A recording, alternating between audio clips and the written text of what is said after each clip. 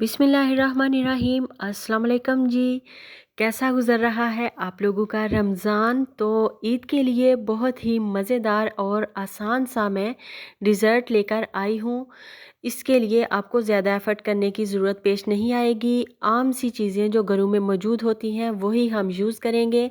3 चम्मच लिया मैंने कोका पाउडर में हम शामिल करेंगे तकरीबन 3 चम्मच ही चीनी।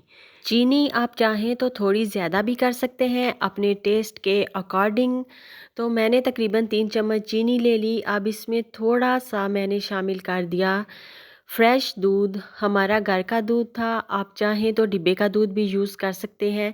तकरीबन आधा कप के जितना इसमें दूध डाल दिया और इसे हमने बीटर की हेल्प से करना है बीट। ये हैंड बीटर मेरे पास है, इसी से मैं कर रही हूँ।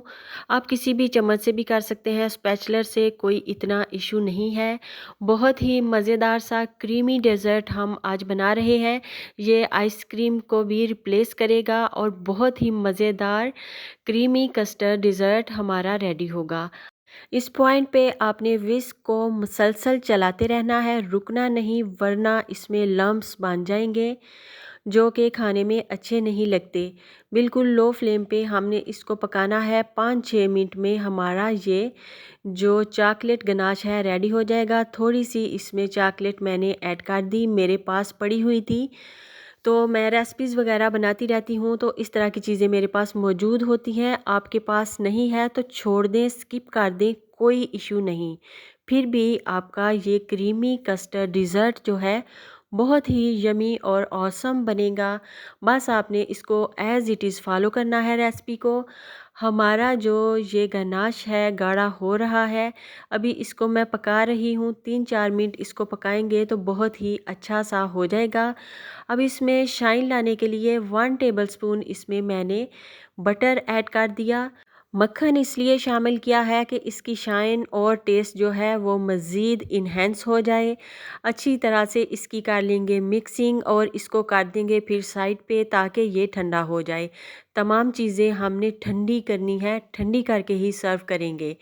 और ये है मेरे पास 1 किलो दूध और ये जो रेसिपी मैं बना रही हूँ इसमें तकरीबन सवा किलो दूध यूज़ होगा। थोड़ा सा दूध जो हमने चॉकलेट गनाश बनाने के लिए यूज़ किया था और थोड़ा सा अभी और यूज़ करेंगे जिसके अंदर हम कस्टर्ड का पाउडर वगैरह मिक्स करेंगे। तो चूल्हे पे चढ़ा दिया है 1 किलो दूध। अब 2-3 टेबलस्पून दूध ले लिया, इसमें 3 चम्मच मैंने ले लिया है बनाना कस्टर्ड पाउडर। फ्लेवर आप कोई भी ले सकते हैं कस्टर्ड का, कोई इशू नहीं, जो भी आपके पास मौजूद हो। अगर आपके पास कस्टर्ड नहीं है, कस्टर्ड का पाउडर नहीं, तो भी कोई मसला नहीं। यहाँ पर फिर आप इस्तेमाल कर सकते हैं कॉर्नफ्लावर। 3 चम्मच मैंने कस्टर्ड पाउडर शामिल किया और 3 चम्मच ही इसमें कॉर्नफ्लावर का मैंने यूज़ किया। तो अगर आपके पास कस्टर्ड पाउडर नहीं तो आप इसमें 6 टेबलस्पून जो है कॉर्नफ्लावर शामिल कर सकते हैं।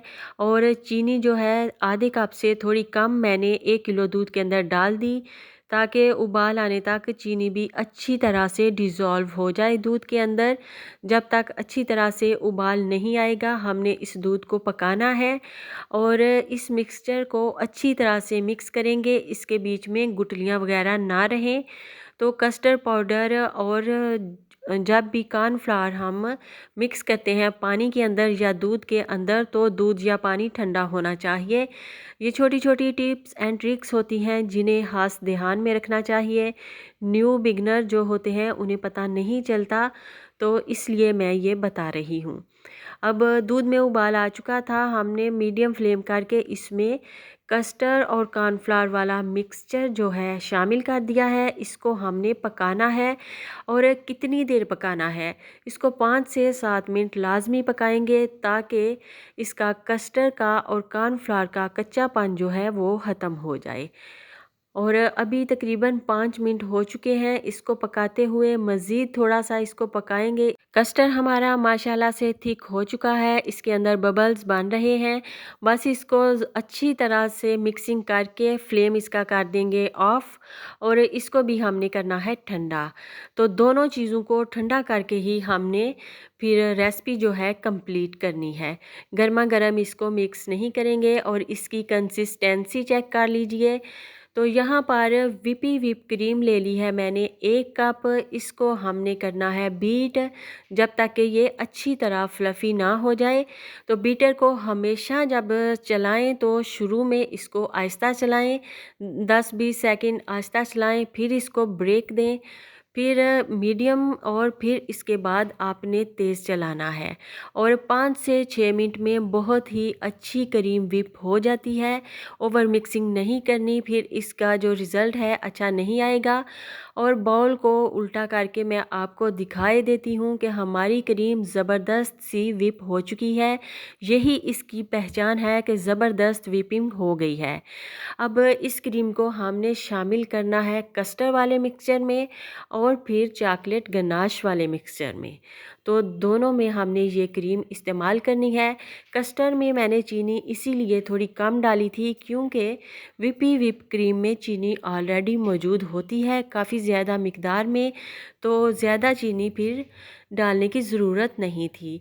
इसको भी हमने मिक्स कर लिया, हल्का सा बीट कर लिया। अब चॉकलेट गनाश में भी क्रीम डालेंगे और इसको भी थोड़ा सा हम करेंगे मिक्स, और फिर लेंगे एक प्यारा सा बाउल और इसमें हम अपना ये डिज़र्ट जो है आइसक्रीम डिज़र्ट उसको सेटल कर देंगे। तो ये बाउल मैंने लिया था थोड़े दिन पहले, अभी फ़र्स्ट टाइम ही इसमें कुछ मैं ट्राई कर रही हूँ। तो आज मैंने सोचा कि ईद के लिए ये रेसिपी ट्राई करती हूँ।